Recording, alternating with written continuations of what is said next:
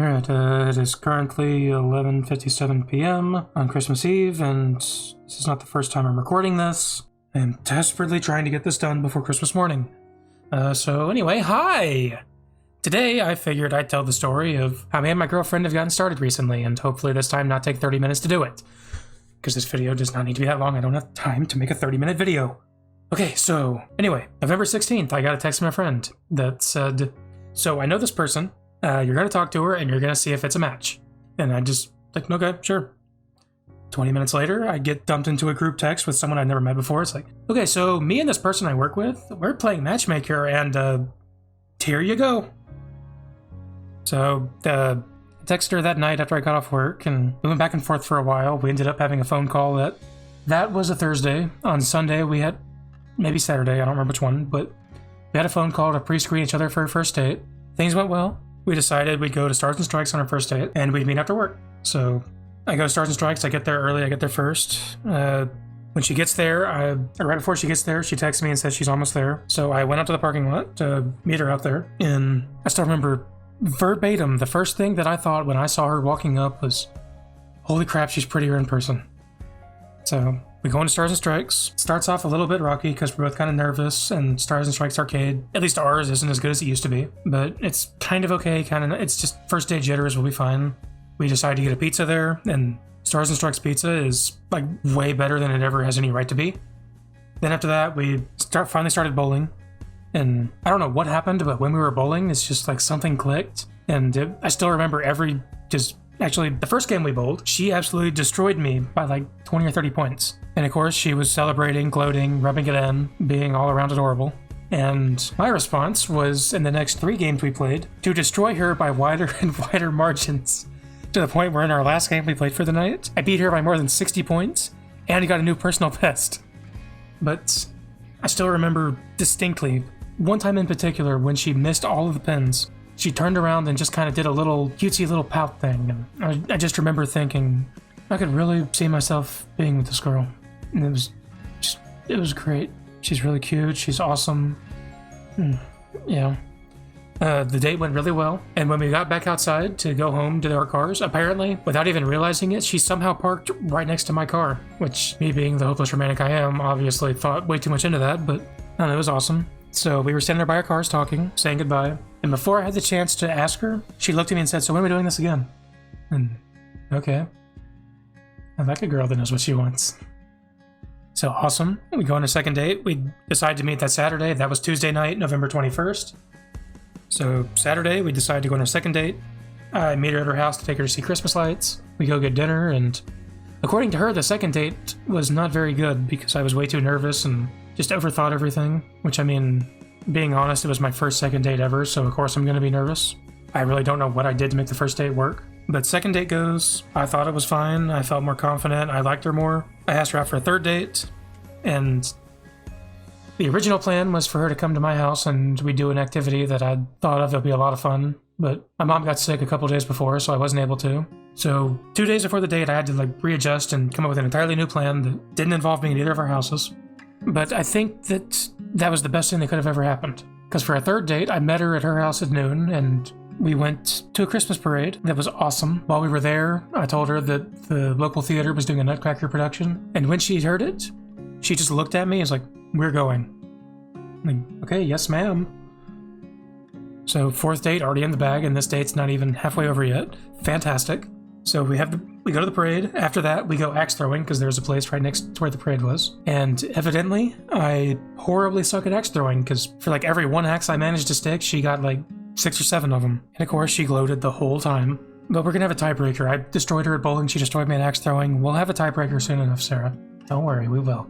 After that, we went to go see Elf at the movies. During the movie, apparently, if I wasn't overthinking, I would have realized that it was on purpose, but apparently she kept rubbing her leg against mine during the movie. And in the last 30 minutes of the movie, she readjusted and pretty much wedged half of her body up underneath my arm, pretty much doing everything except picking my arm up and putting it around her herself.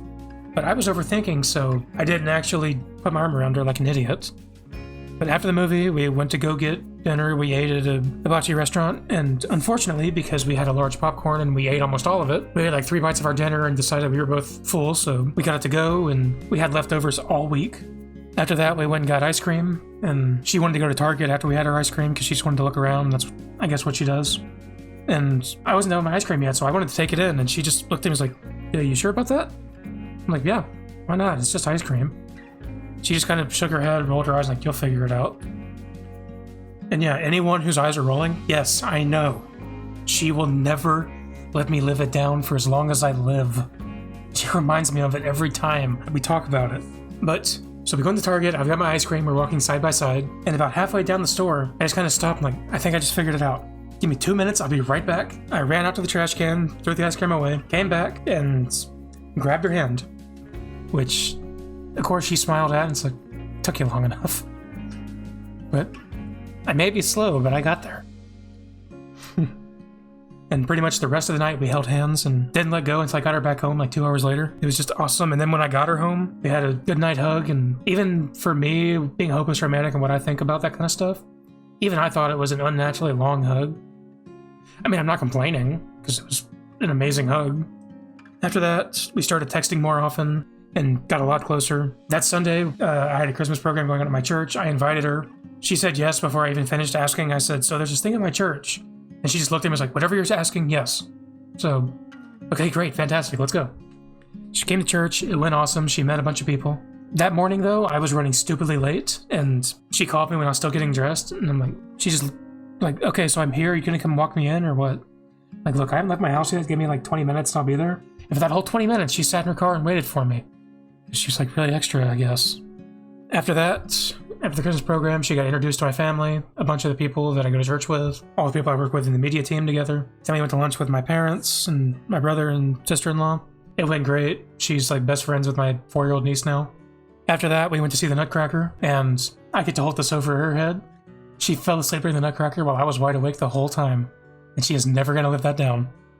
But after that, we realized, I may or may not have mentioned yet, I don't remember, but I've been making her paper lilies because one of her favorite movies is 50 First Dates, and in the movie we find out that she's a sucker for lilies. So I decided to pull that on the first date, give her an origami lily. I'm like, "So are you a sucker for lilies?"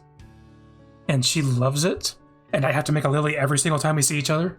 But on this date, I forgot to make one, so she told me to go to Target, go to Michael's, and get some paper, and I'm gonna make her one. So I got the paper, we went back to my church because there was a table there I could use to make it. And she just sat there watching me make the origami lily.